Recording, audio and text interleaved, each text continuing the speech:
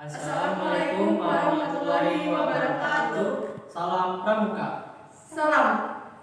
Oke adik-adik, materi kali ini adalah kompas dan orientasi. Oke, untuk awal kita akan menjelaskan apa itu kompas. Kompas adalah alat untuk menetapkan atau mencari arah mata angin.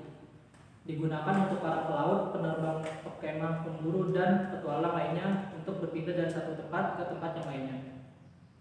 Ada dua tipe dasar kompas, yaitu kompas magnetik yang sudah dipergunakan sejak 7 abad yang lalu. Pada kompas magnetik, arah ditunjukkan oleh magnet berbentuk jarum yang mengarah pada arah kutub utara di bawah pengaruh medan magnet bumi. Yang terbesar adalah kompas magnetik yang digunakan oleh para pelaut. Kedua, ada gyrokompas. Alat yang ditemukan pada awal abad ini tidak dipengaruhi oleh magnet bumi. Pada kompas yang menggunakan cairan yang biasa digunakan adalah campuran dari alkohol dan air. Dengan menggunakan cairan, maka jarum kompas akan mudah digunakan. Keuntungan inilah yang menyebabkan kompas berisi cairan lebih banyak dipergunakan dibandingkan dengan kompas kering atau dry kompas. Selanjutnya saya akan menjelaskan bagian-bagian dari kompas. Pertama ada dial. Dial itu permukaan di mana tertera angka atau huruf seperti pada jam. Kedua ada visir atau pembidik sasaran.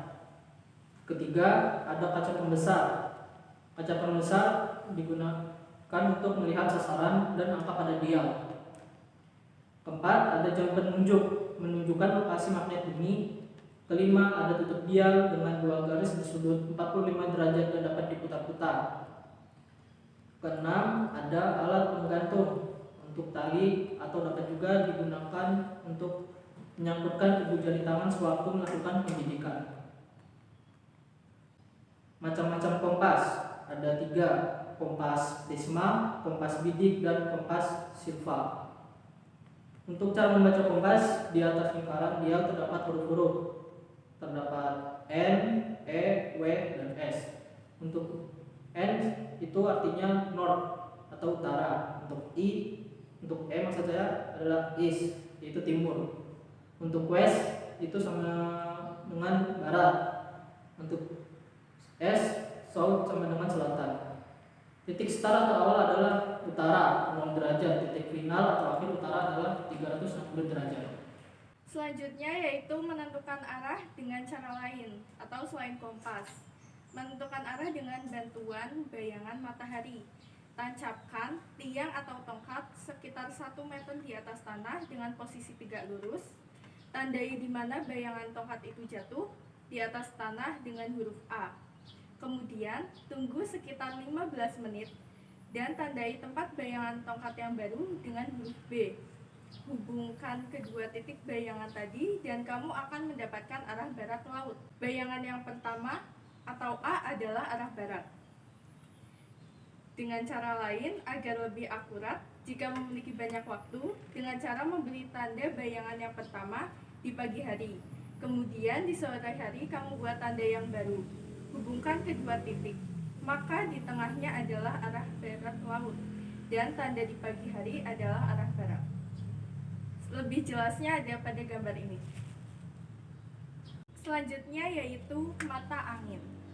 Yang utama ada 4, yaitu utara, timur, selatan, dan barat.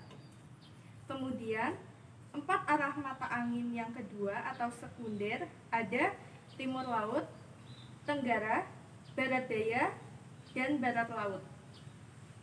Sedangkan 8 arah mata angin yang lain adalah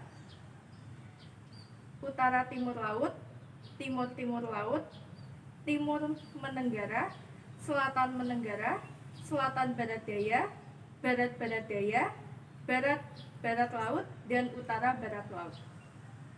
Jadi kalau dijumlahkan seluruhnya ada 16 arah mata angin. Di dalam penulisannya menggunakan jurusan 3 angka seperti contoh berikut. Selanjutnya kakak akan menjelaskan bagaimana cara menggunakan kompas. Ada beberapa petunjuk yang harus diperhatikan, yaitu pertama, letakkan kompas di permukaan yang datar. setelah jarum kompas tidak bergerak lagi, maka jarum kompas telah menunjuk arah utara magnet. Jadi bukan kutub utara, sebab jarum kompas tertarik oleh adanya magnet bumi yang terletak beberapa derajat dari kutub utara bumi. Yang kedua, bidiklah sasaran melalui visir atau pembidik. Yang ketiga, apabila visir meragukan karena kurang jelas, luruskan saja garis yang terdapat pada tutup dial ke arah visir, searah dengan sasaran. Yang keempat, titik sasaran bidik disebut juga checkpoint. Yang kelima, sasaran bidik atau back reading dipergunakan apabila kita akan kembali ke titik asal atau sebelumnya.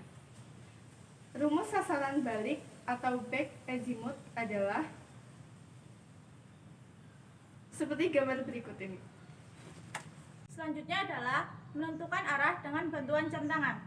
Jam tangan tradisional bukan digital dengan 2 jarum, jam, dan menit maksudnya dapat dipergunakan untuk menentukan arah. Jika tinggal di daerah dekat ekuator atau khatulistiwa, maka metode ini akan kurang akurat. Letak matahari akan langsung di atas kepala sehingga menyulitkan. Cara pertama adalah letakkan jam tangan mendatar, arahkan jarum jam ke arah kedudukan matahari.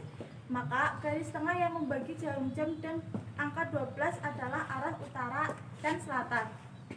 Cara kedua adalah letakkan jam tangan mendatar, arahkan angka 12 jam tangan ke arah kedudukan matahari. Maka garis tengah yang membagi angka 12 dan jarum adalah arah utara dan selatan. Untuk lebih jelasnya, lihat pada gambar berikut ini. Selanjutnya, menentukan arah dengan bantuan jarum magnet. Sebatang kawat dari besi atau sebuah jarum misal jika digosokkan dalam satu arah pada selembar kain sutra akan menjadi magnet sementara dan dapat digunakan untuk menentukan arah utara.